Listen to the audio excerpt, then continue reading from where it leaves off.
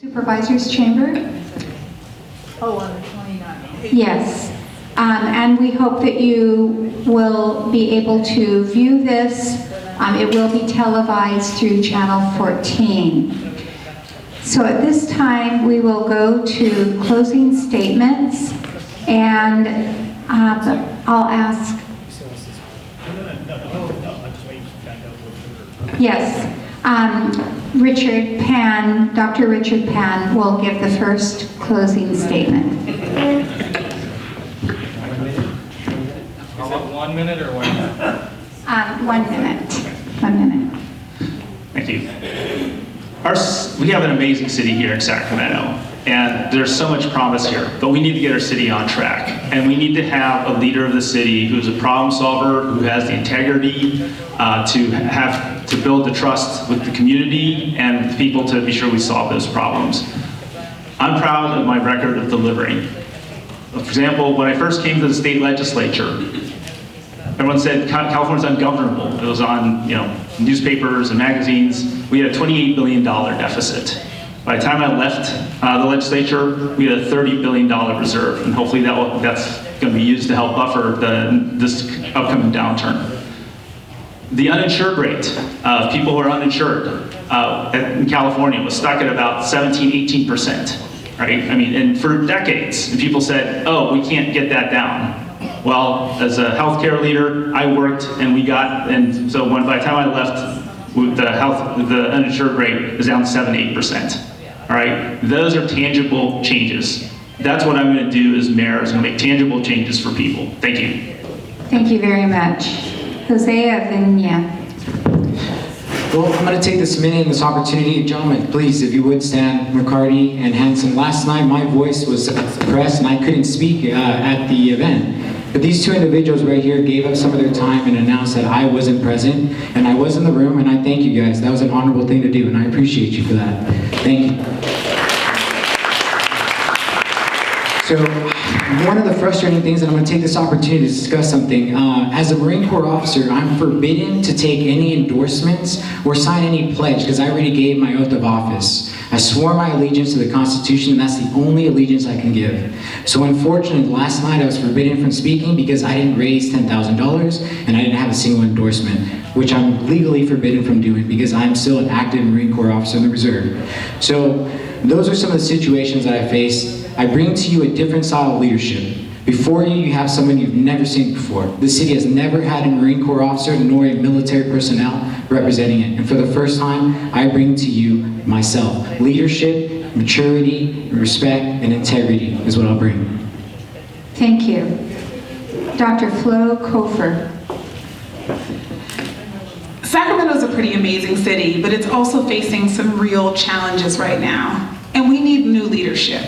We cannot rely on the people who have been in office while we now got to an unprecedented homelessness crisis to continue on with more of the same. Because if we do what we've always done, we'll get what we've always got. And so I believe that more is possible. I believe that this community truly can solve its own problems if we harness our people power. And that's the campaign I've been running. My website, flowformayor.com, is available in Spanish and 3 other languages because I wanted to make sure that we could talk to the people in our community. We have been out knocking on doors and calling and texting people, and I'm proud that as a first-time candidate, I have more endorsements than my colleagues who are running against me who've been in elected office, that I have more community supporters, that I have poets and artists, the only person who has them listed as contributors to my campaign. I am proud of that because this is a community that cares, and I will be proud to serve as your next mayor. Thank you. Thank you. Mr. Kevin McCarty. You know, I love my city, my hometown of Sacramento. I love serving as your assembly member, but I love my city more. That's why I'm going back home to serve as mayor. I ask you for your vote tonight. I ask you to join our firefighters, labor unions, construction workers, Latino leaders, including legends like Dolores Huerta, who know my work, who know that I stand up for communities without a voice, but also deliver for Sacramento on problems big and small. You know, we need experience in this position. I've been a city commissioner working on housing and redevelopment, homelessness. I've been a city council member focusing on our youth, getting guns off our street. I've written state laws on mental health reform, housing, right now bringing about smart public safety reforms to make our communities safer. I'll bring that experience and wherewithal to partner with county, state, and federal leaders to deliver for Sacramento and bring results and move us forward. I'm not giving up on our town. There's a lot of problems, but I believe in our future. I'm optimistic and respectfully ask for your vote. Thank you. Thank you. And Mr. Steve Hansen. Thank you all for being here, loving this city. I love this city. When I left office 3 years ago, I never intended to run again, but the city we love is becoming unrecognizable.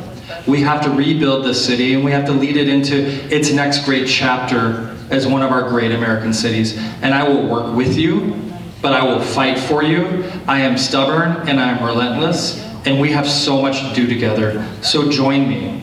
I would humbly ask for your vote, to volunteer, and to support our campaign. Go to steveforsacramento.com.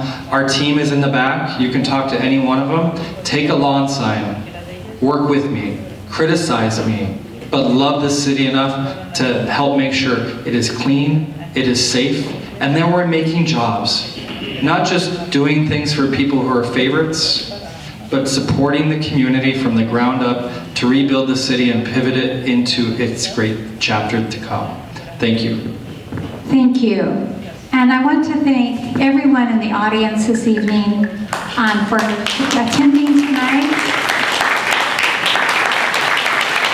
And the many volunteers who made this evening possible from various groups, and also the candidates who took the time to answer these questions to help you, the voters, to be more informed. We, the League of Women Voters, encourage you to learn as much as you can about the many candidates and issues facing you on the March 5th ballot. Remember, tomorrow, January 20th, is actually the last day to register to vote online. You still have time, so please get your friends and yourselves, if you haven't registered or need a change of address, get that done by tomorrow. For more information on this race and others, please visit vote411.org. All of us know the enormous amount of money spent on campaigns to communicate to voters. The League of Women Voters excuse me, offers candidates an opportunity to communicate with voters for free at this website. And finally, consider joining the League of Women Voters.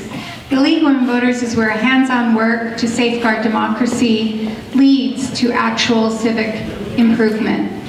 And please remember to vote March 5th. Thank you for this evening.